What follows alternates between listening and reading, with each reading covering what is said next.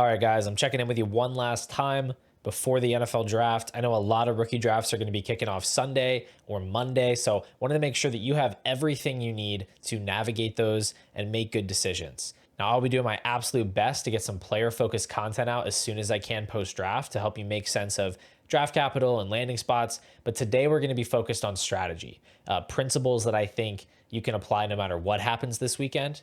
So I'm excited to get into that. My name is Paul. This is Pure Potential. If you enjoyed today's video and you want to catch all my post-draft rookie content, make sure you subscribe and like the video. Leave a comment while you're at it. Let's get into it. All right, let's start broad and lay a little bit of foundational strategy before we get into the more specific advice. So at a basic level, every dynasty roster has a certain amount of value, or what I've called buying power.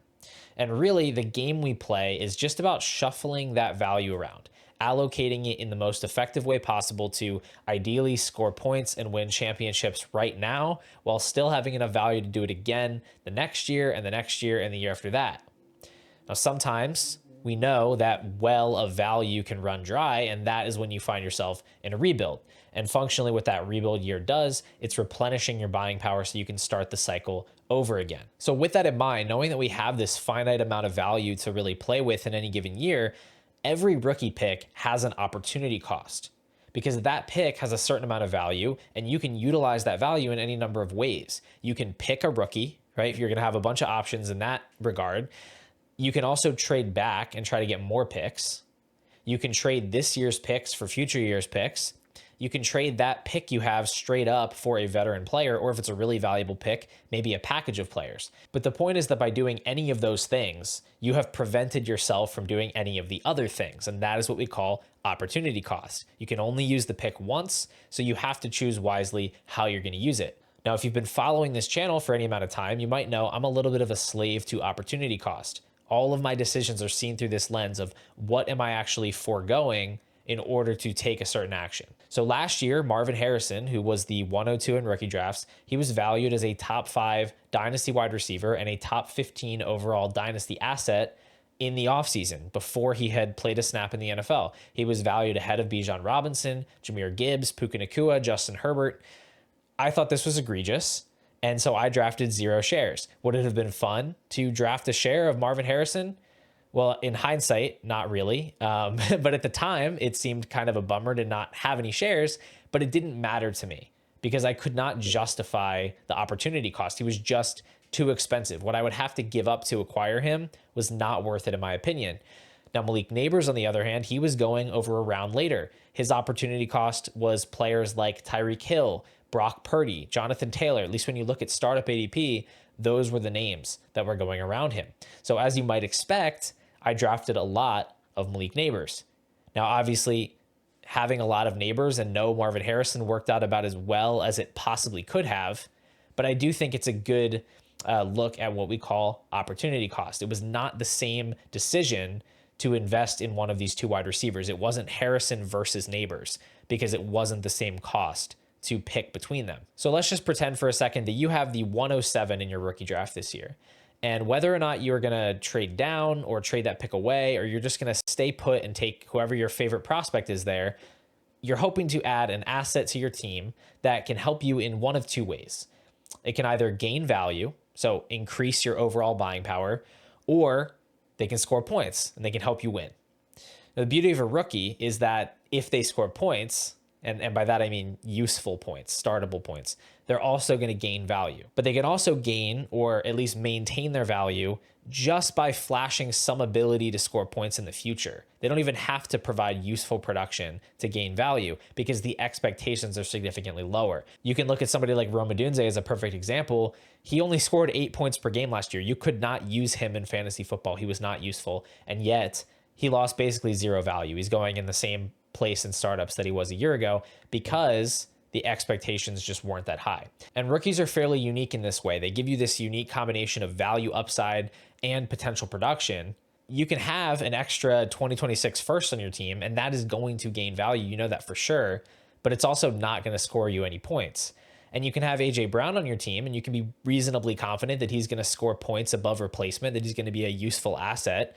but he's not going to gain value because he's at an age where players just don't really gain value. Now, there are young players younger than AJ Brown, who are going to score roughly in line with their expectations, and their dynasty value is going to stay pretty much the same. And there are also going to be some non-rookies that are going to exceed expectations enough to gain value. We saw this last year from JSN. We saw it from Devon Achane.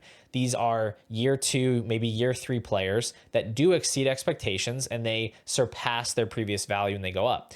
But a lot of the time, you're going to end up with a Jaden Reed, Tank Dell, Luke Musgrave, Tyjae Spears. These year 2 and year 3 breakout bets are going to fail more often than they succeed. And so that makes rookies a very unique commodity because of the lower expectations that are on them. So for this reason, I like drafting rookies. I think you should want to draft rookies if you're in a position to do so, but you do need to be thoughtful about which rookies you're drafting and how you are navigating the draft board to kind of extract the best value. So some things to think about that we're going to talk about in this video.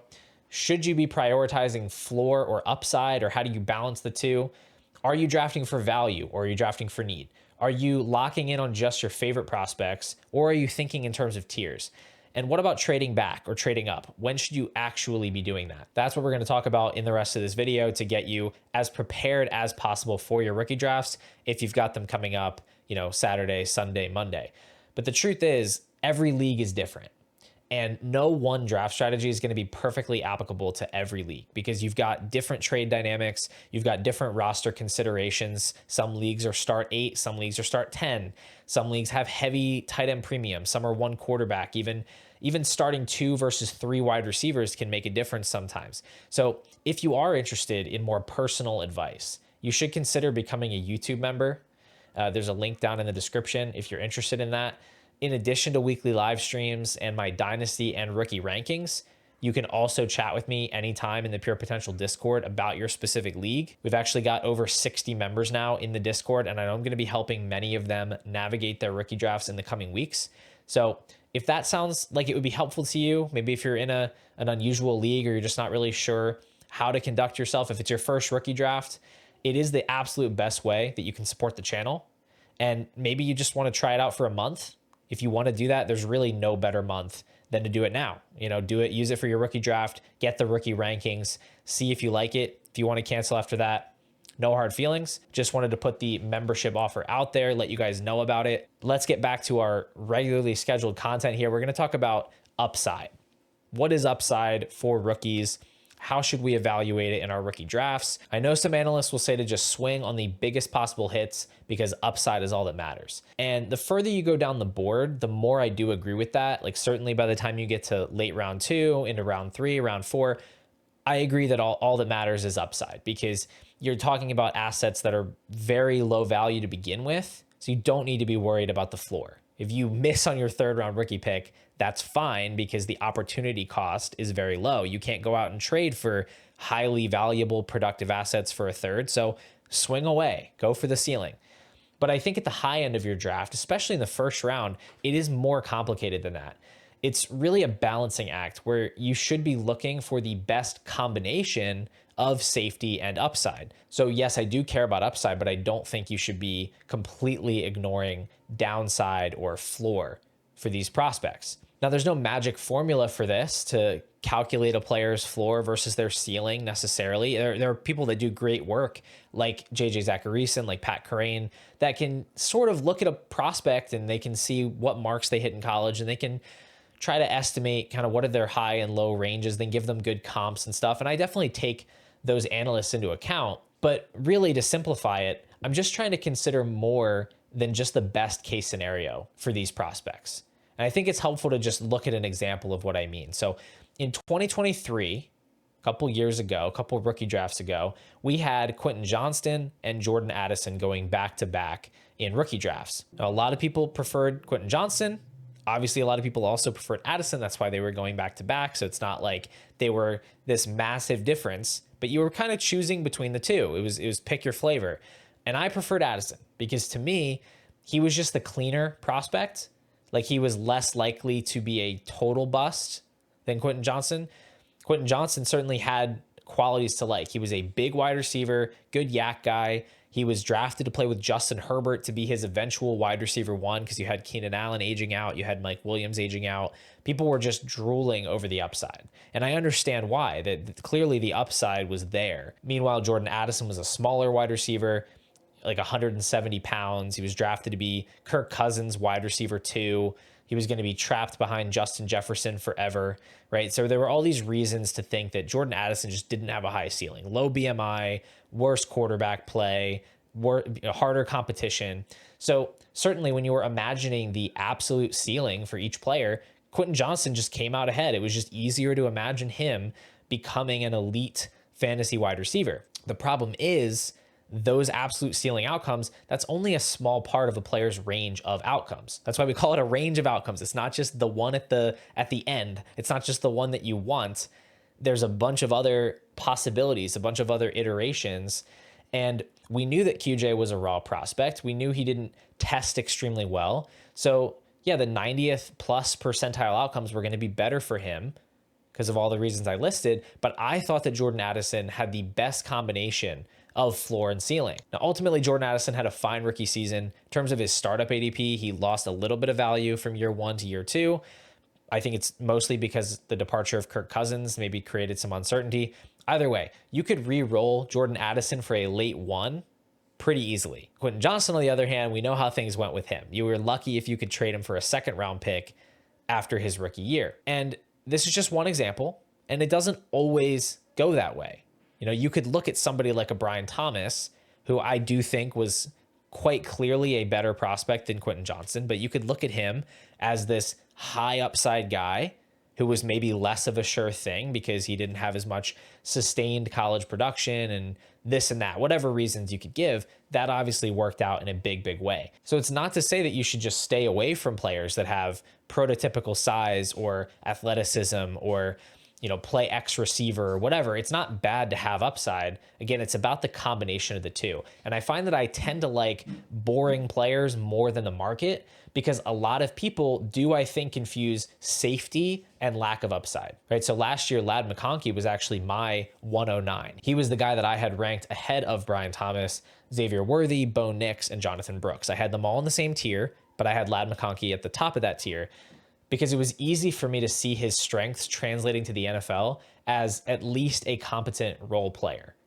I didn't know for sure if he could scale up his high per route efficiency in college to a full-time role in the NFL. I certainly didn't predict that he was going to have 1,100 receiving yards, but I thought his odds of being a true bust were low, like definitely lower than Nix, definitely lower than Worthy. I thought he had lower odds of being a true bust because I just thought he had a skill set that would at least translate in some way.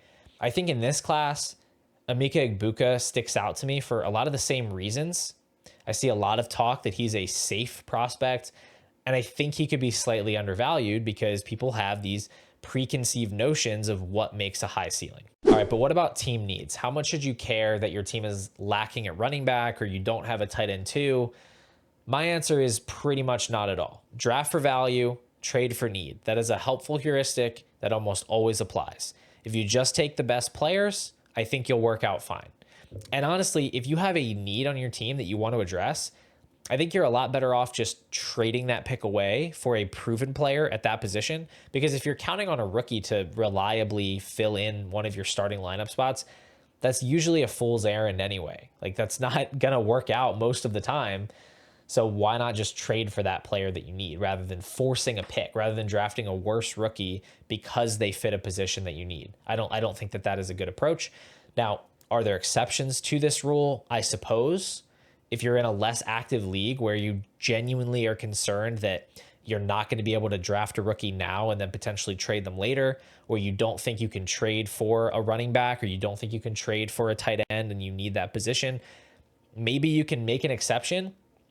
But also, if you're in a league like that, maybe just leave and go join a real Dynasty league because that's not a concern that you should have in a normal league. But the other exception, I guess, would be when you are choosing within a tier. If you're within the same tier, I don't think there's any issue with taking a player at a position that you happen to need, right? Like last year I mentioned I had Ladd, Worthy, Thomas, Brooks, Nix in the same tier. If I needed a quarterback, if I didn't have a third quarterback, I think it would be totally reasonable to just take Bo Nix there. Or if I really did need a running back, just take Jonathan Brooks. I viewed all 5 guys as fairly similar bets. Obviously, how it worked out was not that way. But as prospects, I thought there were things to like and things to dislike about each of them. So choosing within a tier, totally fine to tie break to a need. But the key is it needs to be a tiebreaker, not something where you are reaching for a player you need. And then a related question that I've heard sort of along these same lines is whether you should draft running backs on a rebuild. Right? So some people have all these picks, like maybe they shifted into a rebuild at the end of last year because their team didn't make the playoffs, and now they're going into like a full year tank rebuild. They want to know, should I be drafting running backs with these picks? Yes. In fact, you should want to draft running backs on a rebuild, especially with your later picks, round 2, round 3, round 4. Like maybe you don't want to take a running back with your first round pick and maybe you trade back or something, but you should want to draft these running backs because the risk that people associate with the running back position is because they get hurt and lose value. Well, day 3 running backs hardly have any value to begin with, so they don't really have much to lose. And most of them can't get hurt because they don't really play very much. Sorry, Marshawn Lloyd, but for the most part, they're not going to get hurt either. But the reason I think they're appealing is that they offer you multiple paths to turning a profit. It's not just that you can hit on those like Bucky Irving, Kyron Williams types, those mega hits that you're banking on. You don't need to hit on those guys. They're not that common. When you do hit on them, it's awesome. And you're more likely to get one of those guys, I think, than like a Puka Nacua or something. But think about other day 3 running backs over the years. Like last year, Isaac Guerrero and Braylon Allen, those are both guys that had a sell window where for weeks at a time, you could potentially trade those players for a future second. And that's a big profit on what you paid for them, right? Like that's a quick buy and sell. You're at least doubling the value that you paid for them. And then you look further back, you have guys that had maybe more delayed breakouts, like a Chase Brown, who comes in year 2. You have like Jerome Ford, who has hit in stretches in a contingent sense where he was at least a starter for multiple weeks at a time, where you could either use him or you could cash out. And then you keep going back. Isaiah Pacheco, Dameon Pierce, Chuba Hubbard, Michael Carter, Ramondre Stevenson, Elijah Mitchell. All these guys had their moments. Some of them were more brief, some of them were longer, but these guys all had windows where you could sell them for significantly more than they cost in rookie drafts. What you don't want to be doing, whether you're rebuilding or not, is drafting day 3 wide receivers. Like seriously, stay away from day 3 wide receivers. They are the biggest waste of time. You are not going to find the next Puka Nacua. I have looked into this. I actually have this chart here, and you can see over the last 13 years, 2011 to 2024, what percentage of rookie wide receivers hit certain points per game thresholds in their first 3 seasons. And you can see when we get down to the round 4, round 5, round 6, round 7, it's a lot of red. And that's because a lot of wide receivers get drafted in these rounds and almost none of them hit in a big way in the NFL, especially when you're talking about big time hits, when you're talking about guys that score 16, 18 points per game, actual difference making players. Yes, there have been some guys, Amon-Ra St. Brown, Stephon Diggs, Puka Nacua, there have been some hits. But you need to understand is that there are so many misses. People like to ignore the denominator. Yes, there are some hits, but when you total up 211 day 3 wide receivers since the year 2011, 9.9% of them hit 10 points per game. That's not even good. 10 points per game isn't even useful. 5% hit 12 points per game in one of their first 3 seasons. You know, you're not really talking about a relevant player that you're going to be able to either confidently put in your lineup or sell for a significant profit until you get into that like 14 points per game range. You're talking about 3%. That is really bad odds. You do not want those odds. It's just not a good bet. At least at running back, you can get spot starts. You can get these short stretches where the starter gets hurt. They're going to play. They're going to touch the ball 15 times. At wide receiver, that's not the case. Even when these guys can get on the field, they still have to be good enough to earn targets.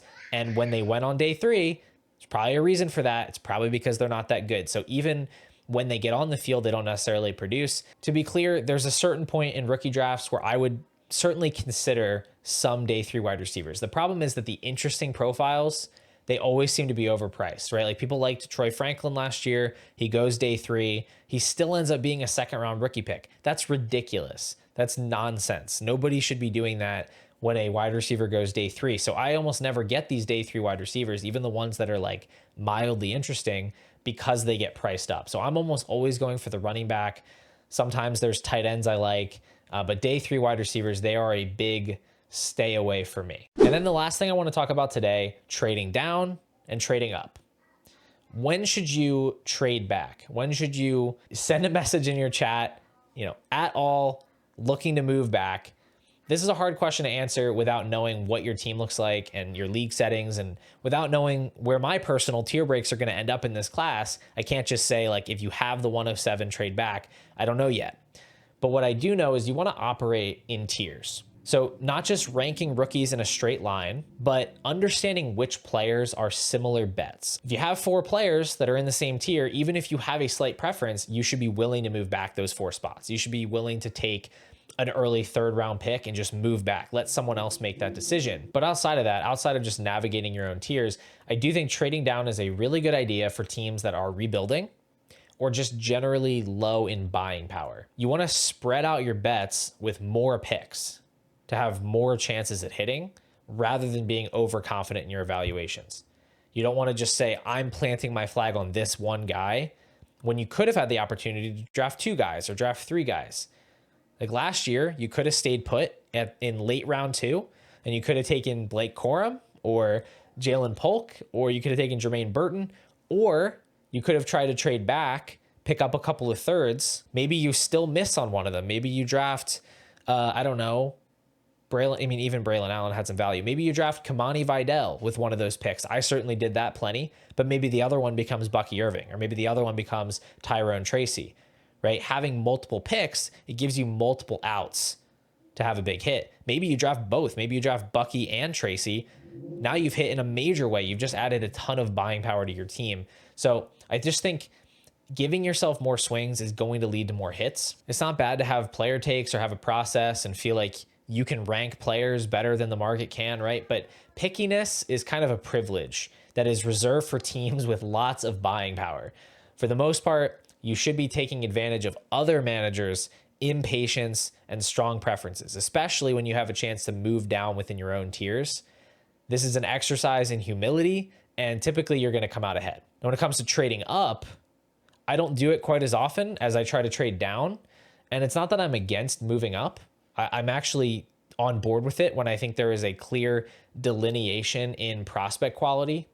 Like last year, I was moving up from my late firsts. I was trying to get up from the late first range to get up and grab Brock Bowers or Drake May, because I thought both of those guys were too cheap. It was a kind of a combination of these 2 elite profiles in May and Bowers being underpriced. And then there was a clear tier break for me where I thought the whole group of Ladd, Worthy, Thomas, etc., all those guys I thought were a clear step down. I wanted to preemptively pay to get up into that range where the elite prospects were, where I could get, the best tight end prospect ever, or a top 5 drafted quarterback with rushing upside. Now, obviously, some of those guys in the late first ended up hitting in a big way, but I don't regret the process. However, just due to human nature, things like impatience, overconfidence, this desire for immediate gratification, it's just usually easier, or it's more profitable to trade down than up. It's a case where you want to know your league, but that's just what I have found to be true across a lot of leagues, is that trading down typically better results than trading up, but there are definitely times you can trade up. You just got to pick your spots. But to kind of bring all this together, I know I threw a lot of information at you just to tie everything up.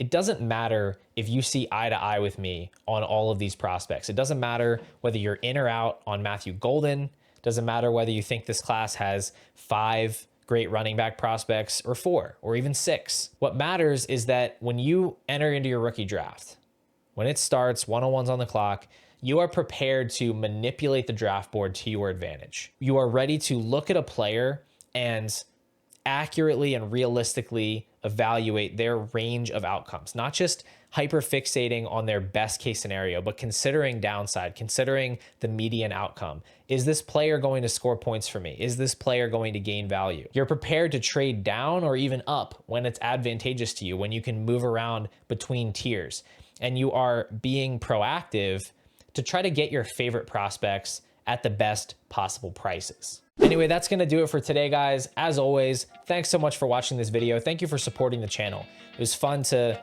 do some strategy stuff after so much player focused content over the last couple of months. Absolutely love doing both, but it was good to get back to strategy. I'm ready to jump back in to the player takes as soon as we get to Thursday, Friday. We know where these guys are going to play. I'm excited to jump into new tiers, new rankings, rookie targets, rookie fades. If you want to catch all that, subscribe to the channel. And one more time, just consider becoming a YouTube member if you have interest in those extra perks, in the weekly live streams, the private channels, the rankings, any of that stuff. If you think it could add value, check it out down in the description. If you guys have questions, I am planning to go live on Saturday to do some rookie mock drafts after day 3 is all wrapped up. Do some rookie mocks, kind of see where the community has these players, and I'll be able to answer some questions then as well. So make sure you tune in, keep an eye out for that announcement. I'll be back soon with another Dynasty video, and I hope I'll see you then.